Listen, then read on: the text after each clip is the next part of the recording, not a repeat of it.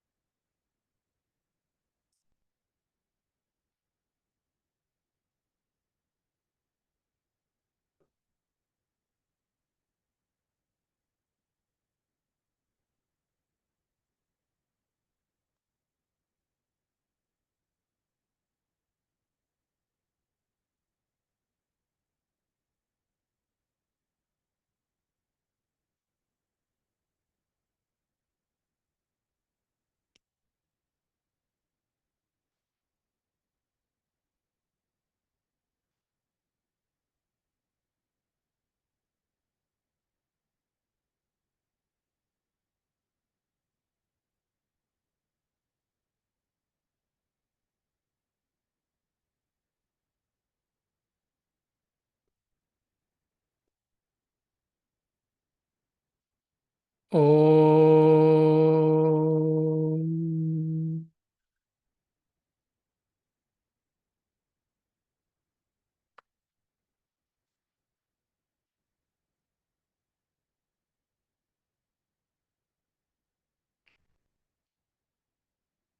Bhagavad Gita, chapter number 8.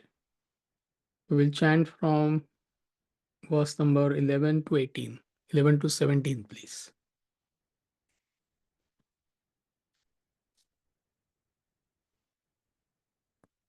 अक्षरं वेदविदो वदन्ति विशन्ति यद्यतयो वीतरागाः यदिच्छन्तो ब्रह्मचर्यं चरन्ति तत्ते पदं सङ्ग्रहेण प्रवक्ष्ये सर्वद्वाराणि संयम्य मनोहृदि निरुध्य च मूर्ध्याधायात्मनः प्राणम् आस्थितो योगधारणाम्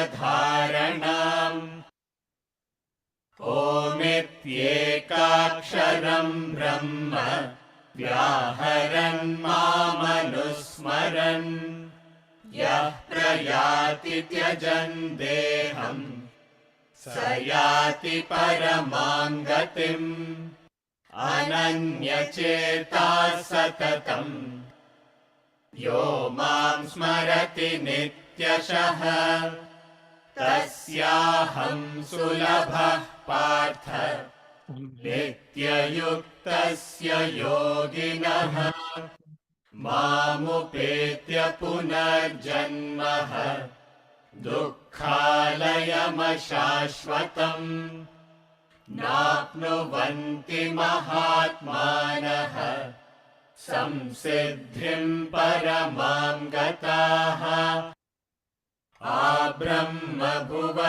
आब्रह्मभुवनाल्लोकाः पुनरावर्तिनोऽर्जुन मामुपेत्य तु कौन्तेय पुनर्जन्म न विद्यते सहस्रयुगपर्यन्तम् अहर्यद्ब्रह्मणो विदुः रात्रिं युगसहस्रान्ताम् देहोरात्रविदो जनाः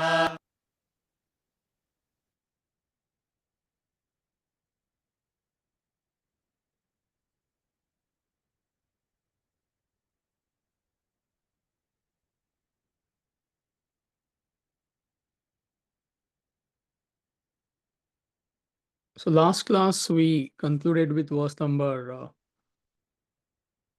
11 of chapter 8.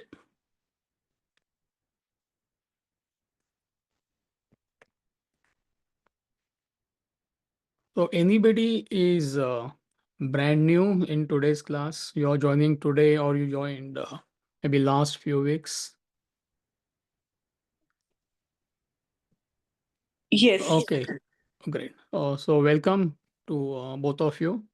So what you can do is, in case anybody is new, I mean, today or last few weeks you have joined, you can introduce yourself. Just tell us your name, where are you from, and what do you do, so that everybody gets to know each other. So just unmute yourself when you speak. Hi, I'm Vinita Gair. I'm from Chicago and I'm an IT professional. Welcome. Thank you. I am Chilakamari Ramesh. I am from Michigan. I am a semi-retired psychiatrist. Welcome. Hi, myself is Vanna Bansal. I am from Texas and I am also in IT department. Welcome. My name is Raksha Agarwal from New Jersey, and I'm a businesswoman. Welcome. Thank you.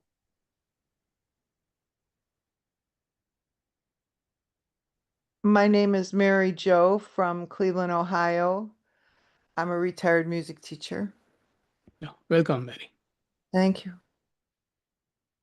My name is Pankaj Agarwal. I'm also a business owner. Yes. Welcome. Welcome.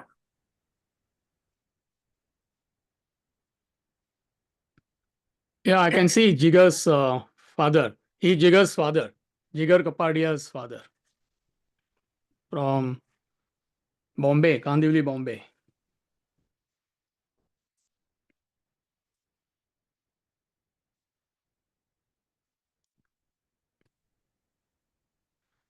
So those who are joining for the first time, you must have received a YouTube play link of previous sessions.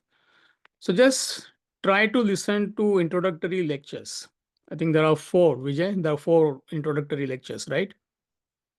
Yeah. So don't worry about chapter 6, chapter 7. If time permits, you can do that. But first 4 lectures, by which I mean introductory lectures to Bhagavad Gita, is must. So whenever you get time, try to go through these lectures. And the basic concepts are repeated almost in every class. So within a month or 2, you'll be able to catch up. Also, we have question and answer session once or twice in a month. So there is an opportunity to clarify your doubts, if any. All right. So the thought flow from verse number 11 to 14 goes something like this. Verse 11 describes the goal, which we had already covered last week. I'm going to recap. Every human being has only one goal, and that is to find your identity. You have no other goal. All scriptures, they are saying that. And unless and until you find that goal, your identity, there is no way you will find contentment or true fulfillment in life. So verse 11 describes that goal. What is that goal all about? Verse number 12 and 13, they talk about preparation to reach that goal. And verse 14 talks about it is easy to reach a goal for a prepared seeker. So the focus is on putting efforts, not to worry about the goal. Because goal is an effect which belongs to the future. So every unit of effort you put in now in the present takes you closer to your goal. This is how you evolve spiritually. Formula applies in any field. So coming back to verse number 11, I'm going to recap. So the translation reads, that which the knowers of the Veda call the imperishable, that which ascetics freed from passion enter, that desiring which they practice brahmacharya, that goal I will declare to you in brief. So what are the main points in verse number 11? So the first point is the goal, the supreme goal, the supreme reality. What is that? Which the knowers of Veda, they are describing that goal to us. Meaning enlightened masters, they are telling us what is God, what is supreme reality, what is state of self-realization. It's not ordinary person who is describing. And that too, it's not just one master. Because source of Bhagavad Gita is Upanishad. Upanishads are part of Vedas. There are 4 Vedas, and every Veda has got Upanishads towards the end. So that is the philosophical portion of Vedas. And these Upanishads are nothing but utterings of enlightened masters. Now, who are these masters? Nobody knows. It is a galaxy of saints and sages. So therefore, enlightened masters, they are telling the whole humanity that what is that imperishable goal. So no confusion, the absolute clarity about the knowledge. And then he gives some like additional aids, you can say, tips, that which ascetics freed from passion enter. Meaning you have to have a relatively disciplined life. Because when you are disciplined, it is conducive for you to study and reflect. Well, when you are indulgent, is psychology. When you are indulging day in and day out, it agitates your mind. And agitated mind is not conducive for study and reflection. Any subject, forget about spiritual subject, where you need more concentration. So you have to have a goal, first of all, to begin with. It could be a relative goal. It starts with relative goal. Yes, I want to study Bhagavad Gita. That is our goal. Every week I want to attend classes. Some of you are attending twice a week. Some of you are doing e-learning. But to absorb this knowledge, if you are not disciplined, your mind will be full of agitations. We all experience that. And when mind is agitated, how can you receive this knowledge? So calm mind is a prerequisite to receive this knowledge. That's what it means. Last week, we all were in a retreat in upstate Michigan, northern Michigan. So it's completely, you are cut off for 3 days. So you compare that experience. Morning till night, we were just doing this knowledge, studying this subject, as opposed to your state of mind today. It's not that you are disturbed today, but there is no comparison. Correct me if I'm wrong.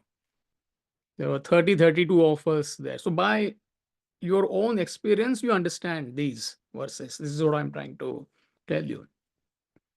So disciplined life to the best of your capacity. And that desiring which they practice brahmacharya. Now we saw the etymological derivation of the word brahmacharya is completely misunderstood and distorted, this word brahmacharya. So Brahman charati iti, this is the etymological derivation. Brahman is supreme reality. Charati meaning walks or revels. Iti means he who. So he who walks on the path of supreme reality, such a person is called as brahmachari. It has got nothing to do with your gender, what you do, all that is completely misunderstood. And the easiest way to understand this concept is to go back to your life as a student. So imagine you are totally focused on your goal.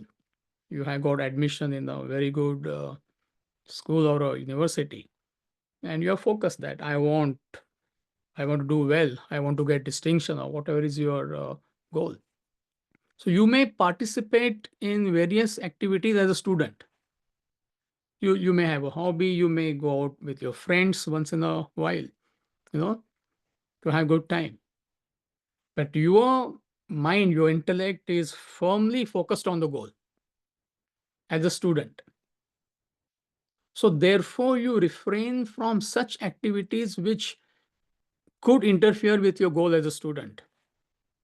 Or even when you participate in certain activities, your thoughts are always on your goal. Just because you go for a concert as a student, see, that does not mean you are deviating from your path. To give you a simple example. So that's the concept of brahmacharya.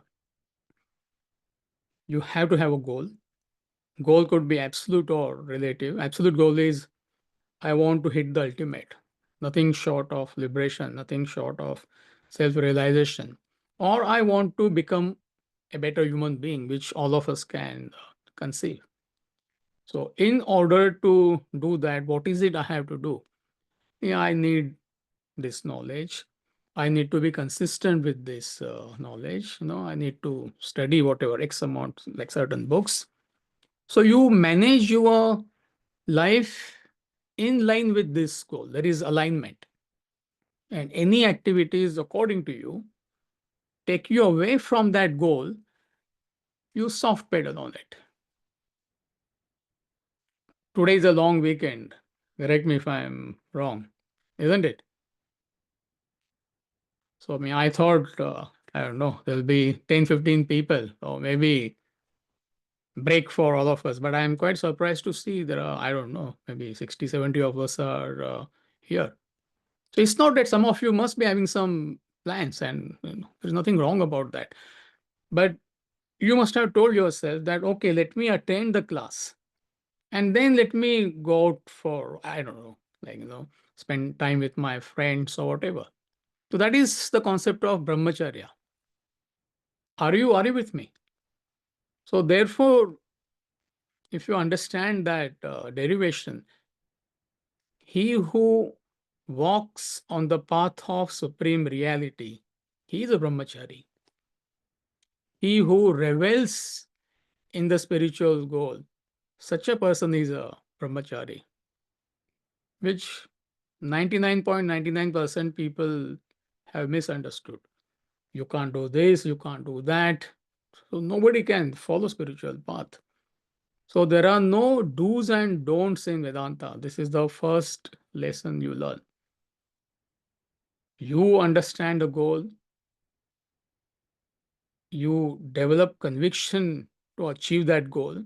And once you develop that conviction, then you know how to manage your life.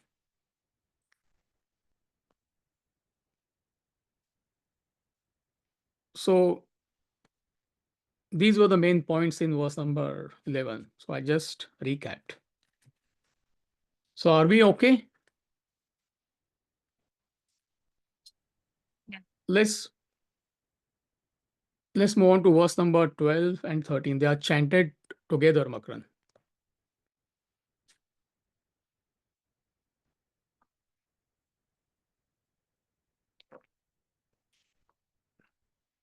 सर्वद्वाराणि संयम्य मनोहृदि निरुध्य च मूर्ध्याधायात्मनः प्राणम् आस्थितो योगधारणम् ओमित्येकाक्षरं ब्रह्म व्याहरन् मामनुस्मरन् यः प्रयाति त्यजन् देहं स याति परमां गतिम् सर्वद्वाराणि संयम्य मनोहृदि निरुध्य च मूर्ध्न्याधायात्मनः प्राणम् आस्थितो योगधारणाम् ओमित्येकाक्षरं ब्रह्म व्याहरन् मामनुस्मरन् यः प्रयाति त्यजन् देहं स याति परमां गतिम्. Translation: having controlled all gates, having confined the mind in the heart, having fixed his pranas in the head, established in yogic concentration, reciting Brahman, the one-syllabled Om, remembering me, he who departs, leaving the body, attains the supreme goal. This is all symbolic. I mean, if you take it literally, what will you understand? So it's a simple concept. So verse number 11 talked about the goal. That's the thought flow. Now here he is talking about preparation to reach the goal. Again, goal could be absolute, goal could be relative. The same formula applies. So what is it? What is the preparation you need to do? How do you calm the mind? So the first point is having controlled all gates. By gates, he means 5 senses. So we all have 5 senses: eyes, ears, nose, tongue, and skin. So what is telling us? You must put efforts to receive positive stimuli at all levels. So traditionally it is called as satsanga. Satsanga meaning good company. So it means, I mean, literally you can take it as good company, but also it means conducive stimuli for your spiritual growth. Because what goes in comes out. See, for example, if children, they are exposed to violent games, these video games and all, constantly, this is what they are watching day in and day out. So it will bring out those tendencies, violent tendencies. So it's not conducive. But if children, they are exposed to something positive, right from early childhood, then it is conducive to blossom as a human being. So similarly, you need to put efforts to receive positive stimuli. What you see, what you hear, what you eat, all that put together. What is your company, the environment you are in. So if it is conducive, stimuli for all the 5 senses is conducive, that environment, that conducive environment calms your mind. If environment is not conducive, then it will agitate your mind. Constantly you are watching horror shows, horror movies. I'm magnifying. No, every day you watch horror shows for 2 hours.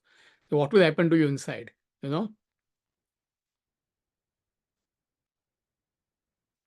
See, even another example you can understand is if you go on eating unhealthy food, what will happen?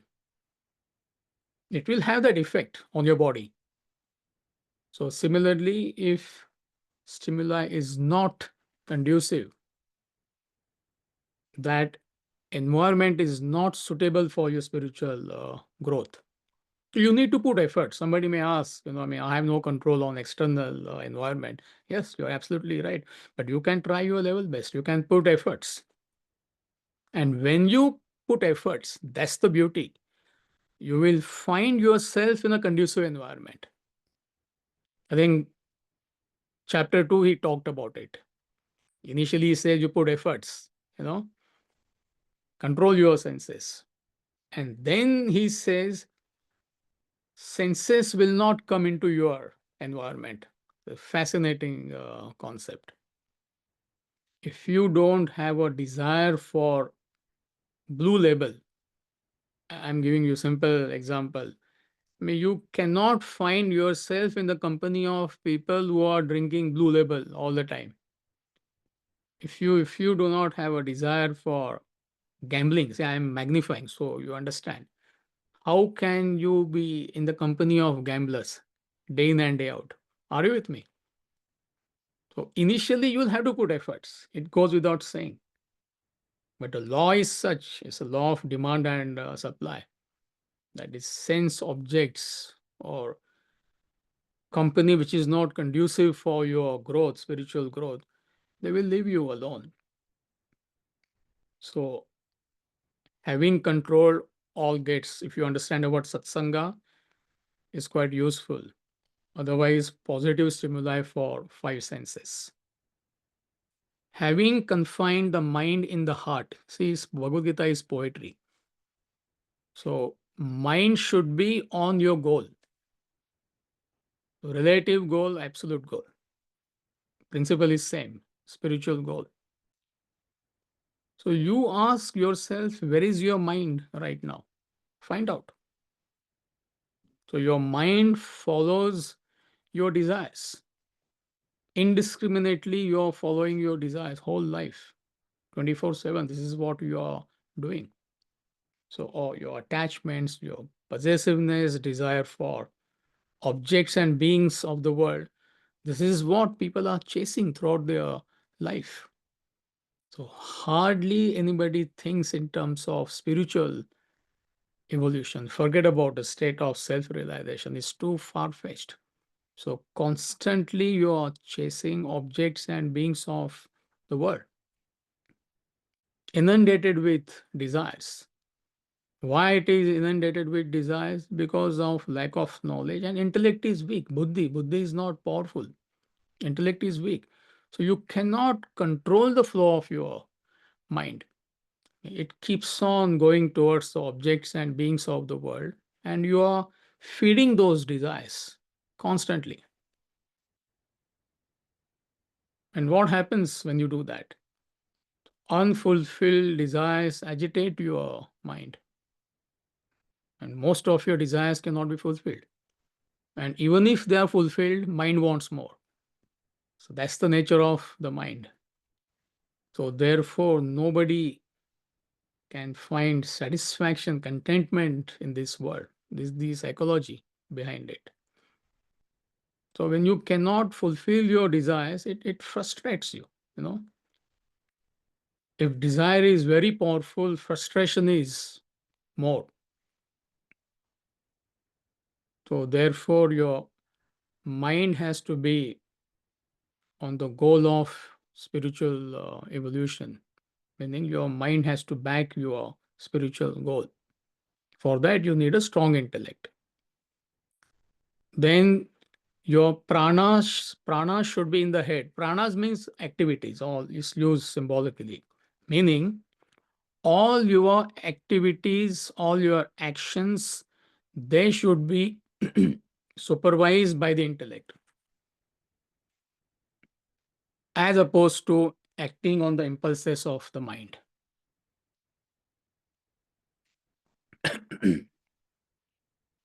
So you always give this example.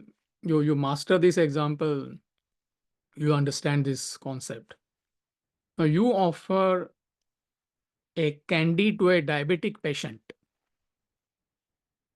Mind feels like having it because he has a desire for a candy, and you nicely decorate that candy, make it more attractive.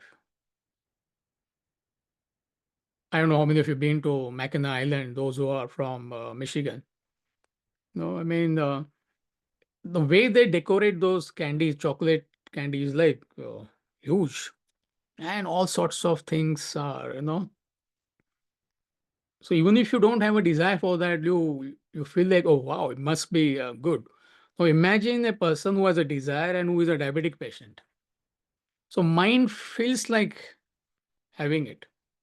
And only if intellect is strong, then it can prevent the mind from succumbing to that temptation. But if mind is weak, what will happen?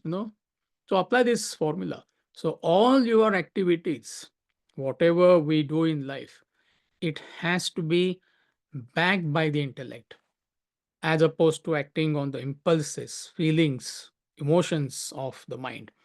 So every action, all activities, they have to be filtered through the intellect. You see a beautiful house on a lake, you go for a walk. You may appreciate that house, you may admire that house, but a thought may come, oh wow, why not buy that 10,000 square feet house? I mean, you must ask yourself the question, do I really need it? Do I have the capacity to buy that house? Answer could be yes, answer could be no. But if you don't have the capacity, you don't need that, you will succumb to that temptation. And so many cases we have seen, where people, they end up buying, but then it goes for foreclosure. At some stage you can't sustain that house. So all activities, they should be filtered through what? Intellect. Through intellect. That's what it means. Pranas in the head. And when you do above, meaning all your activities are backed by the intellect, your mind has surrendered to the goal, you are putting efforts to receive positive stimuli, all that put together, then you qualify for meditation. That's what is telling us. Having fixed his prana in the head, established in yogic concentration, meaning meditation. Meditation is nothing but super concentration. And when one can meditate, when bulk of the desires are gone, because in meditation you are concentrating only on one thought, which is Om. That's what he is telling us. The one syllable Om. You may chant any, it is not necessary that you have to chant Om, but Om is a symbol of supreme reality. There are various reasons why it is selected, so I'm not getting into the details, but it is in the book. Also, the book Symbolism of Hindu Gods and Rituals beautifully explains why Om is selected as a symbol. Even in Vedanta treatise, there is a chapter where it talks about that. So gradually you qualify for meditation.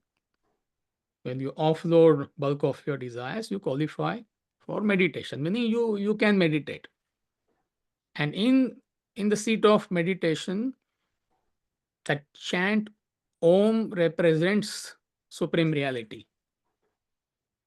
Om, this is what we chant when we meditate. So Om is an idol which represents the ideal, which is supreme reality. You can select any idol.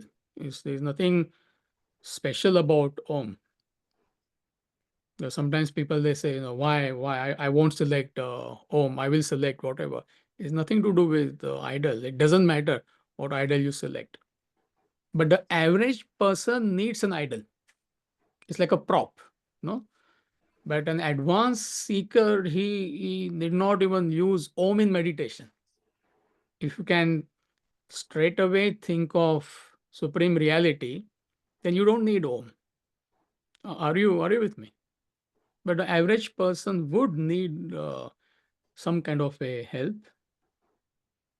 And even before meditation, symbols are useful. No, that does not mean everybody needs symbols. See, this is where there is no, it's not an all-time truth that everybody needs a symbol. It depends on you.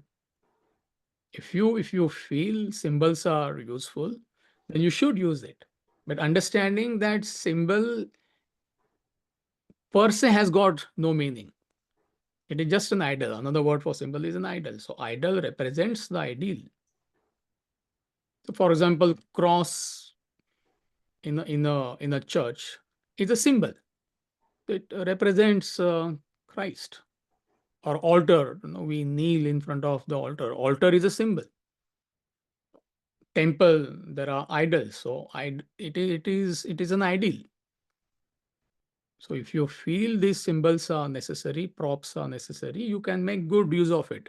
But the ultimate aim is to go beyond the symbols.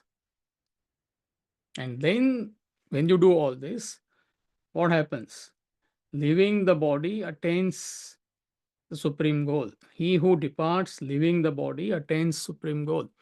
Leaving body meaning self or divinity or supreme reality is beyond body, mind, intellect. That is what it means. And when you eliminate ego 100%, you merge with supreme reality. Like a wave. Wave has assumed an identity that I am so and so. And that assertion of her ego has brought about separation from the ocean. Actually, there is no separation. Wave is nothing but the ocean, but wave thinks that I am so and so. So exactly same thing has happened to all of us. So we have assumed an identity, I'm so and so, body, mind, intellect, actually does not exist. It's like a wave. Actually, wave does not have any existence apart from the ocean. So similarly, you and I are supreme reality. From absolute point of view, there is no separation, but from relative point of view, yes, we feel that separation. So what has brought about that separation is ego. The thought of I and my, too much of focus on one's personality, me, I. So constantly you are asserting your body, mind, and intellect. So ego creates the individuality and ego sustains the individuality. Like a double fault. So therefore, our mission in life is to liquidate our ego. And how we do that is through spiritual practices. Makarand, can we have that PowerPoint in case? See, because it may sound very technical or confusing, but if you refer to that chart, it becomes absolutely crystal clear. Any time there is confusion, you feel it doesn't make sense what they are saying, go back to this chart. So in case somebody is new, you can take a photo or whatever. So human being minus desires equals state of self-realization. So how do you get rid of your desires? It is through 3 spiritual practices: karma yoga, bhakti yoga, jnana yoga. So when you purify your personality, bulk of the desires are gone. You reach a state of withdrawal. That's what he means, yogic concentration. Everything you can fit in here, which leads to dharana, concentration, which leads to dhyana. Dhyana means meditation. This is how you progress. You cannot bypass it. And meditation is a last practice where last bit of ego is removed and individual merges with the supreme reality. So if you master this chart, you will understand Bhagavad Gita, you will understand Upanishad, you will understand Bible. Without this chart, there is no way you can understand. There is so much of confusion. Actually, it's quite straightforward.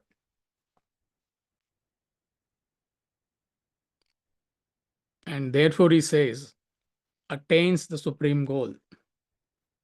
Sayati, attains. Sa means he who. Paramam gatim, he attains the supreme goal. And consciously or unconsciously, you are trying to attain that goal. That's what we studied in chapter number 7, isn't it? Verse number 21, 22, 23. Because you cannot find true fulfillment, contentment in life till you reach the supreme goal, which is a state of infinite peace, infinite bliss. So anything from the world cannot give you infinite peace. It's finite. Even if you acquire all the money in the world, it is finite at the end of the day. Even if you become the most powerful person in the world, end of the day, it is finite. So what are you actually looking for? That's the psychology is telling us. Why nobody finds contentment? You acquire the whole world, you will not find contentment because unconsciously you're looking for what?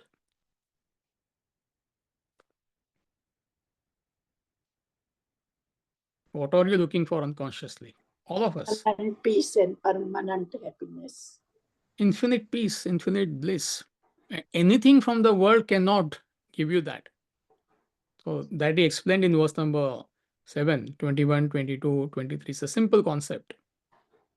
So therefore, he says, when you follow this formula, you evolve spiritually and ultimately you reach the goal of self-realization. It's a simple verse, verse number 12 and 13 put together. But again, it reminds all of us of the basics. Verse number 14, please.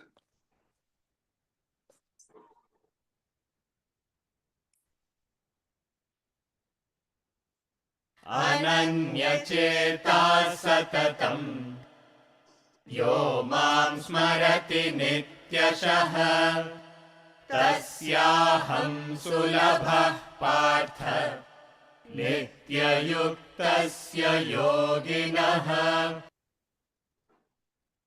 अनन्यचेता सततम् यो मां स्मरति नित्यशः तस्याहं सुलभः पार्थ नित्ययुक्तस्य योगिनः.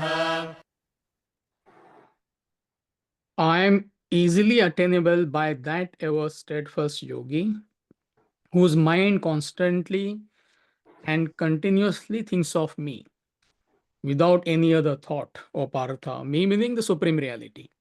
Anytime enlightened master uses the pronoun I or my or me, it means supreme reality. So he's saying for a prepared seeker, state of self-realization is very easy. But that preparation is lifelong preparation. That's the proviso. You're getting it? 20-mile walk is easy for who? Last week I saw there was a, like now summer is coming, So I go to library, West Bloomfield Library for study once in a while. So there were 3 or 4 categories: 5-mile walk, 10-mile walk, 15-mile walk, 20-mile walk. So 20-mile walk is easy for who? Those who have practiced continuously for certain period of time.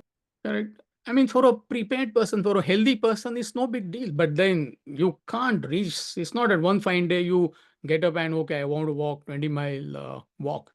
So for a fit person who has practiced, it's easy. So similarly, state of self-realization is easy for a person who has paid the price, which is lifelong efforts. So your entire personality is tuned in to reach that goal. All your actions, all your feelings, all your thoughts, they are aligned with that goal. And also it is applicable from relative point of view also. I mean, some of you may think that, I'm not yet ready for that goal. You can take whatever goal you have. That I want to become a better human being. All of us can think of that, isn't it? And then you manage your personality, you tune in your personality in line with that goal. So any action, any activity which is not in line with that goal, you examine that. any feeling, if it is not in line with that goal, you need to correct yourself. See, for example, any negative feeling is not in line with spiritual goal. We all understand that. It's a big word, being spiritual. I think that is why we had those, we read those quotations, all the youngsters they read, those who were in the retreat. I'm talking about quotes on vegetarianism. It could be misconstrued that we are promoting particular diet. No, it is between you and your conscience. Whatever your conscience allows you, you do that. But what does it mean being spiritual?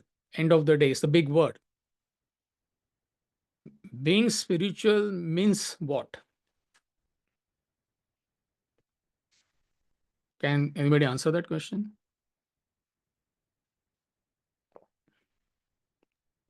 Continuously striving for achieving the supreme reality. Correct. You're absolutely right. But then how would such a person manage his life? What would But he eat? What emotions he will? control your senses. On control your senses in what film and what is good for you. For eyes, you see everything. To see human in everything in living beings, so that kind of thing. Mm-hmm. So how you approach your senses, as you explained, if I did something wrong, my intellectual, my inside thing, it is done by me, but it is done wrong. So I have to correct in the further my action. Okay, so then you feel you have some progress, and your mind give you behind. Okay, what you are doing, what you should do. Correct. When your actions, feelings, and thoughts are all directed towards the goal, and you're able to examine them and make corrections. All the correct answers. See, simple taste of spiritual evolution is, are you able to identify with others? Period. By others mean all the beings, not only human beings. So apply this taste and find out where do you stand. It's a big word, being spiritual. I may chant Om, I may wear white clothes, I may have big tika on my forehead, I may go on a pilgrimage. I mean, why not? And what am I doing? And at the end of the day, come home and hurt my wife day in and day out. Or I have conflict at my workplace. I don't care about other creatures. So you find out from this taste. And you cannot hoodwink yourself. You can hoodwink the whole world. You may put on that show, "Oh, I am a spiritual person." What does it mean being spiritual? Are you able to identify with other creatures? Others mean other creatures. Do you feel one with everybody, which includes environment? It's a big talk. Environment. What is it? Are you able to identify? We all are using resources. Am I able to identify that planet Earth I have to share? Simple example I always give. Like I go to the gym, a few times in a week. Rarely I have seen a person while shaving, he turns off the tap. Rarely. Hot water tap is going on. 5 minutes, 10 minutes. So there is no identification with the environment. Are you with me? I don't care. I need, I don't know, 100 gallons of water for my shave, which can be done in, I don't know, in half a gallon of water. I'm giving you simple examples from day-to-day life.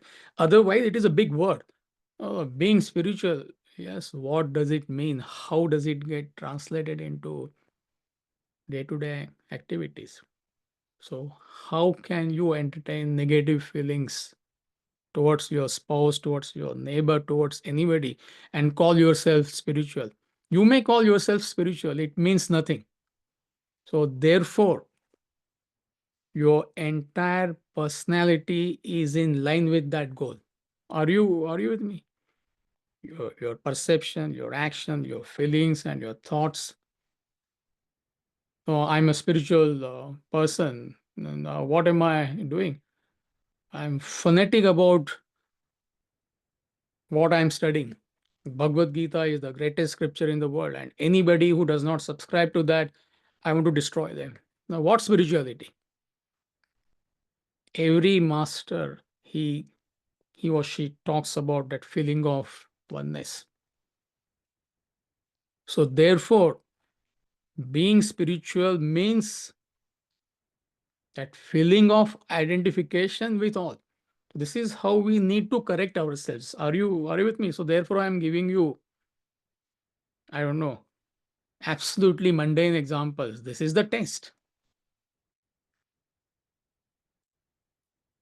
So your entire personality is in line with your goal, relative or absolute. Your thoughts are firmly fixed on that goal. And then you carry on with whatever duties you have in your day-to-day life. At home, you have duties. At work, you have duties. As a member of society, you have duties. But you do your duties in a spirit of renunciation. Because duties are the means to reach the ultimate. Doing duties, you become better human being. Or whoever does his duties, her duties, is a perfect person in a spirit of renunciation. With that detachment. Otherwise, you will be caught up in the duties. Most people, they are completely caught up in the name of duties. And why it is so? Because the goal, ultimate goal, is not clear.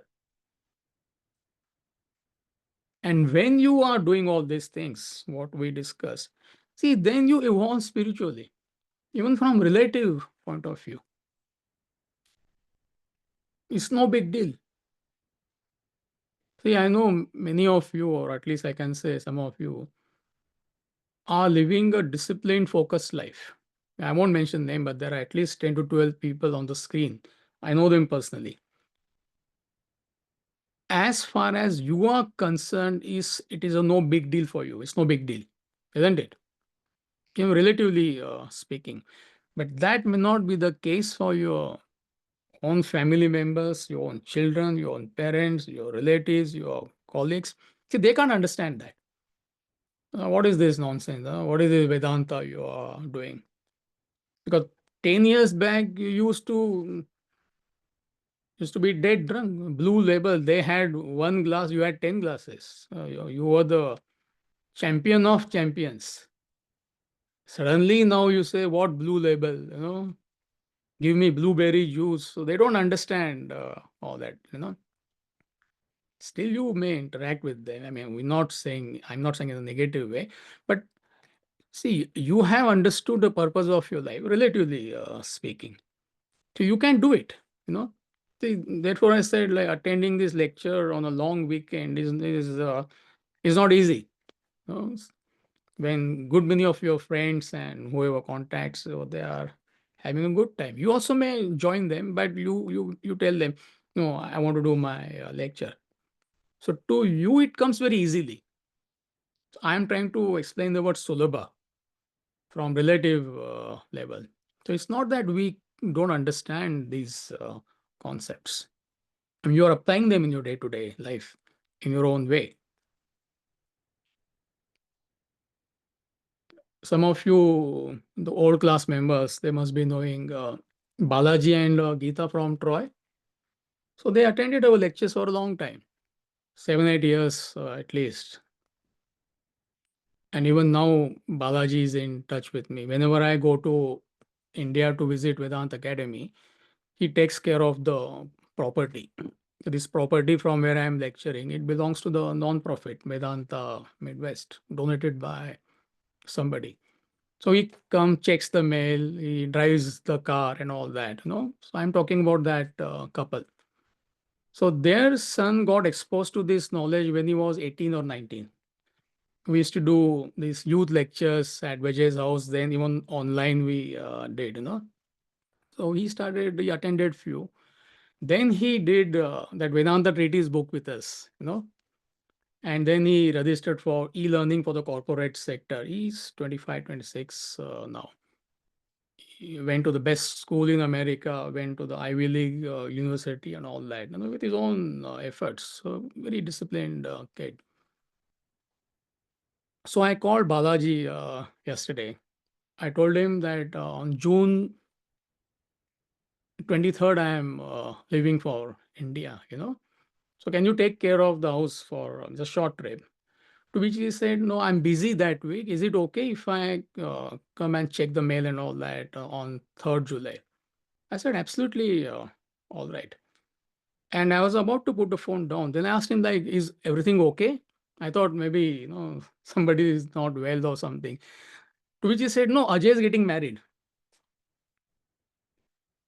I mean, otherwise, 1 year people are announcing, tom-tomming. There is a website and all sorts of things. And, whole America knows somebody getting married in Troy. And then he dropped the bombshell. It inspired me. I don't know whether it inspires you, this example.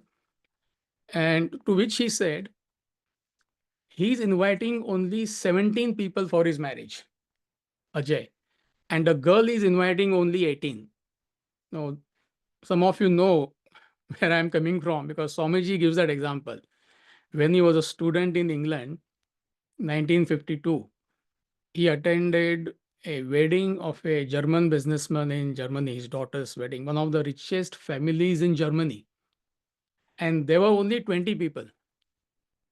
And to accommodate Swamiji and his friend, 2 people they were removed from the list who wouldn't mind. So Swamiji keeps on giving that example. Colossal waste, especially Indian communities, like a termite eating us from inside. It's like a cancer. It's like a disease. So this 24, 25-year-old boy, he says, he got inspired by that. He said, Swamiji said 20, I want to keep it 17. And girl also, she said, yeah, you're inviting 17, I will also invite in 17 or 18. And they're getting married in a very small place, Gurudwara, which is available free. Now, why I'm giving this example, see, otherwise some of you may not understand, especially those who have done multi-million-dollar wedding. I can see some of them on the screen. Vijay, not really, I'm just, is a long way to go. We'll find out after 6-7 years. See, so effortlessly it came to Ajay and his wife. Are you with me? And both of them are born and brought up in America. No destination wedding, no nothing. So I'm trying to explain that word sulabha. And we are struggling with 300 people also we are struggling. 1,000 people I wanted to invite for my daughter's wedding. There's no such thing. I don't have a son or a daughter. I'm giving an example. And with a lot of struggle, I come to 300, 350. And this 25, 26-year-old boy and a girl, 17 people for their wedding. I don't know if Bhagavad Gita may not inspire you, Upanishad may not inspire you, but Ajay's wedding should inspire you, isn't it? And effortlessly it came to them. Sulabha. No big deal. So as you get established in the higher values, it is no big deal because you have that fixation. You have understood the futility of all this nonsense which goes on in the name of wedding, colossal waste. And all the bottom line is you want to impress people. Whom are you trying to impress? People who are actually detrimental to you, which you don't understand.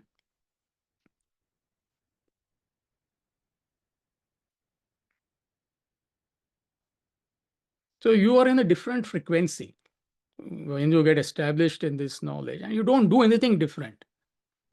You understand others, they are not yet developed. So your relationship remains same with everybody. You have changed from inside. That's the practical application. So the Jnani from chapter number 7 belongs to this category. See, that is where he introduced. He said there are 4 types of seekers: Arth, Artharthi, Jidnyasu, and Jnani. So the first 3 they're not seekers. They are using religion to fulfill their selfish desires. That is all. Artharthi, I mean, oh God, give this to me. Oh God, give that to me. You know, if you give me promotion, I will give $1,000 donation. I'll break 10 coconuts. You know, you want something. Oh God, help me get my daughter married. It's a business transaction. Then there are art. They are distressed. They're mentally disturbed. So they find some solace when they go to a place of worship. They're not going there to seek something higher. They find it okay, you know. Home there are fights, office there are fights, you know. Open the newspaper and there are riots, anarchy everywhere. Where do you go? You go to a church or temple, at least 1 hour peaceful. He's not a seeker. And Jidnyasu. Jidnyasu is a scholastic approach to study. And then he says Jnani. Jnani meaning a true seeker. Just a word. Who has understood the purpose of life. So he is talking about such a seeker. So what happens to him or her? He comes to a state or stage where practicing higher values in day-to-day life is no big deal. Example?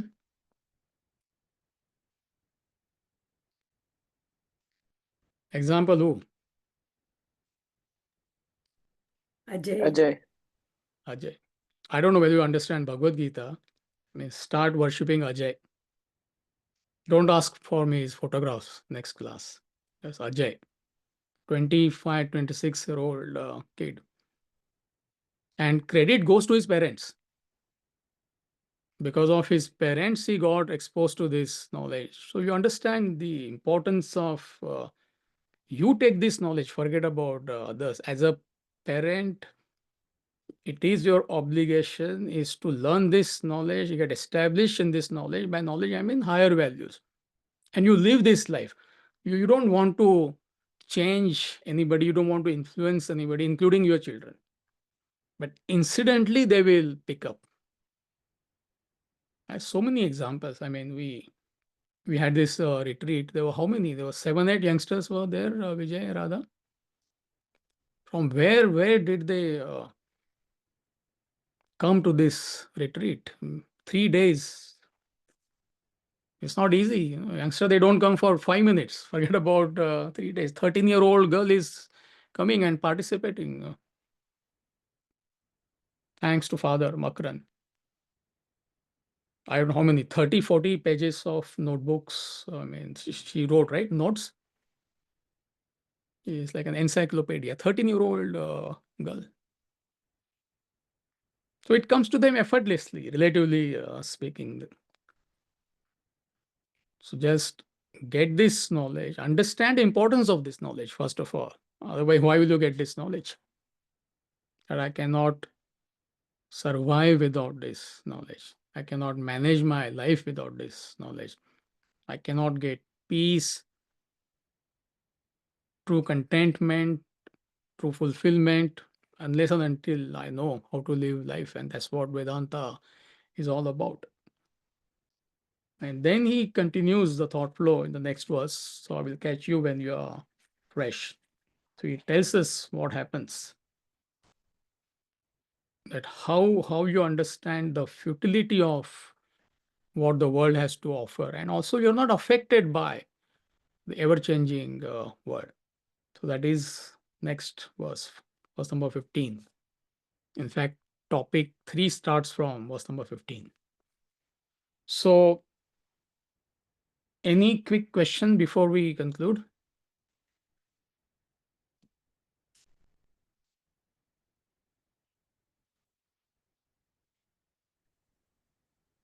You have a question? Byron has a question. Yeah, please. Yes, I have a question.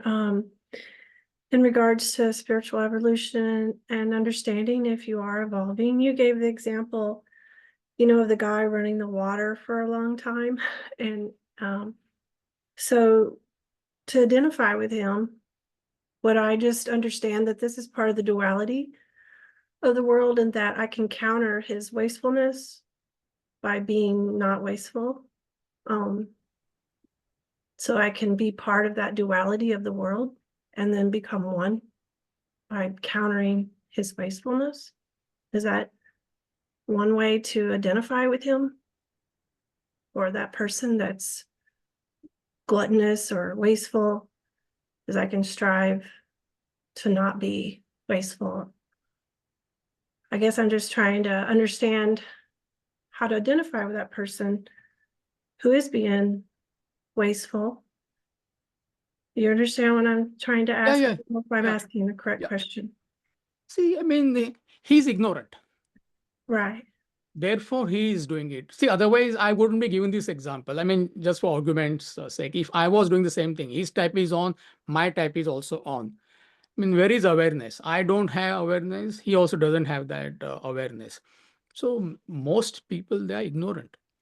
Therefore, they are not able to identify with others.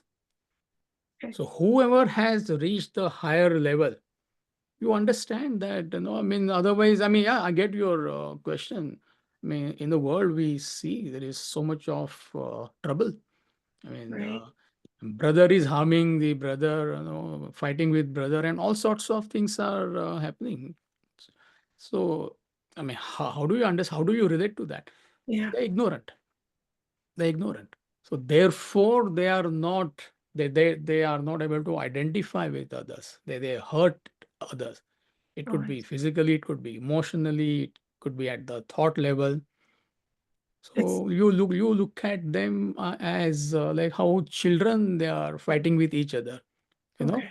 They're innocent. They're ignorant, therefore they're innocent. So whatever is happening in the world, somebody is harming the other person, they are ignorant. Therefore they are innocent. So the only solution lies in education of the higher values. Then slowly they will grow and they will be able to identify with larger circle. Most people, they identify with just themselves. Concentric circles we often talk about. Circle 1, circle 2, circle 3, circle 4. Most people, they identify only with themselves, maximum my family. Beyond that, there is no identification. So we are talking about the topmost, outermost circle where you identify with all objects and beings of the world, which includes the environment, So in that context, I gave that example. So by that, you will know where is, how, to what extent you're evolved spiritually. Okay. That was the context. Thank Does you. that answer your question? Yes. Thank you. So are we okay? Amitji, do you have any youth classes in Troy area? My son has come back from Michigan State. Do you have any youth going on in summer for him? I mean, not anymore. I mean, we did for 7 to 8 years. How old is he? 20. Yeah, if he's 20, then see, what you can do is you can contact Radha. Radha, raise your hand. So just send an email. Radha will try to help you. See, what will help him is you gift him 4 books, not Bhagavad Gita, not Upanishad. The 4 main introductory books we often talk about. You gift those books to him. That is number 1. Then secondly, we do retreats from time to time. A lot of youngsters, they attend. We had last week. Next retreat is in Catskill in upstate New York. That could be one of the ways. Or third option could be e-learning program, not the whole. For the youth, there is a special e-learning program. 2 or 3 books they study there. So these 3 I can think of, But you can get in touch with Radha. She can give you more inputs. And if required, then you can talk to me also. Okay. How to get Radhaji's number? You just send an email to study class. She's the class coordinator. She will reply to your email. And if necessary, she will connect me, you and me. Then I can give you additional inputs. Sure, Ramji. Thank you so much. Yeah. Welcome. Yeah, somebody raised the hand. Can I go ahead? Yeah, hi. Yeah. Hi. So I had a quick question. What about the very young kids? Like my son is just 3 years old. So do you have any recommendation for him? Like how I can start giving this to him, pass on this to him as well? No, you have to pass it on to yourself.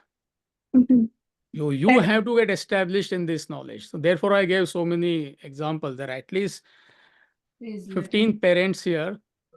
Everybody, children, they have taken to this knowledge in their own way. So it is what you do, what kind of lifestyle you have. Your children, they will mimic you.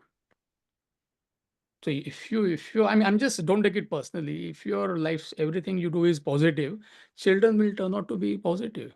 If you are disciplined, children will become disciplined. If you are indisciplined, children will become indisciplined.